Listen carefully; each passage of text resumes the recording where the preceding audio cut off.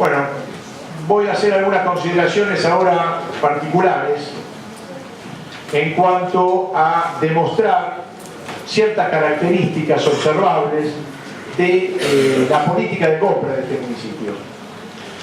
En años anteriores hemos observado determinadas actuaciones administrativas del municipio que originaron observaciones, no solamente en este recinto, sino también en el Tribunal de Cuentas, de cómo funciona la oficina de compras de la Municipalidad de Lomas de Zamora. Ahora, cuando eso se repite, se reitera, se transforma ya en una política porque se siguen determinados patrones que se repiten año tras año, y este año también no voy a ser reiterativo porque ya en años anteriores hemos dicho esto, pero esta observación se repite. ¿A qué me refiero? Bueno, hay proveedores multirrubro, es decir, proveedores que pueden vender desde una lapicera hasta hacer una obra, para poner estos ejemplos, ejemplificarlos por el absurdo, pero si quieren puedo decirlo concretamente qué proveedores y qué también a qué tipo de rubro se dedican. Luego voy a pedir que se incorpore en el expediente un anexo. Pero el proveedor multirrubro es muy reiterado, se repite a través de los años y ahora también. La falta de rotación de proveedores y concentración de las compras.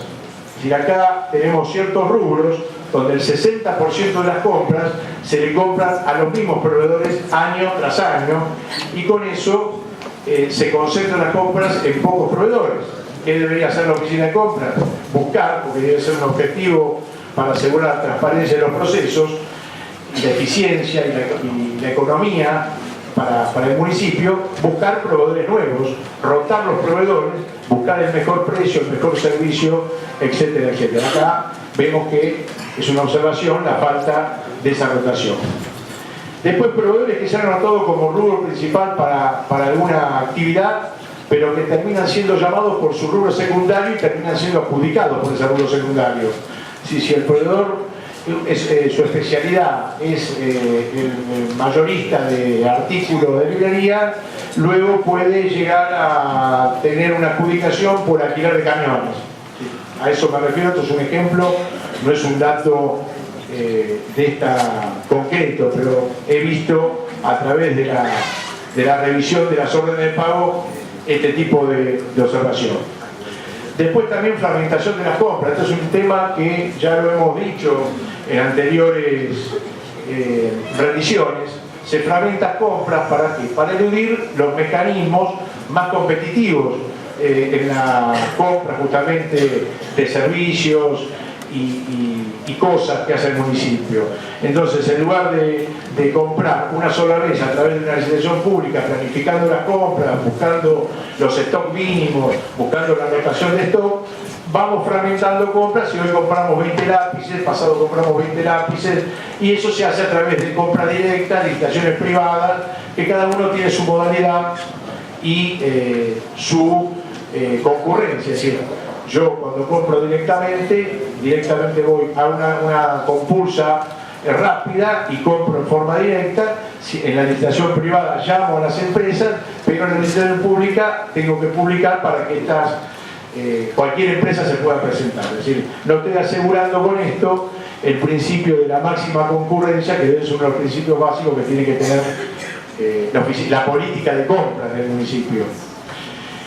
También proveedores, esto reiterado, que no son del distrito. Deberíamos privilegiar a proveedores que son del distrito. ¿Por qué? Pues son los que tributan, son los que todos los días emplean a gente del distrito, y sin embargo tenemos proveedores en muchos casos de Quilmes, de Lanús, de La Plata, de la Ciudad de Buenos Aires, etc. También hay concursas de precios donde aparecen proveedores siempre acompañados por las mismas empresas. Esto también es una observación.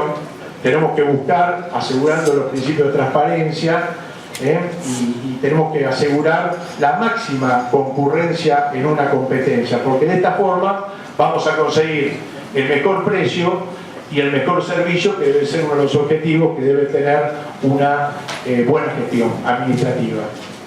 También vemos cómo bueno, esto ya lo repetí, el mismo elenco de proveedores se disemina por la mayoría de los rubros y esto tiene un impacto muy grande en el presupuesto. También otra particularidad que deberemos cambiar, esto es una observación, las hacemos para que se corrijan. Las ofertas de los proveedores se llenan sus ofertas en forma manuscrita.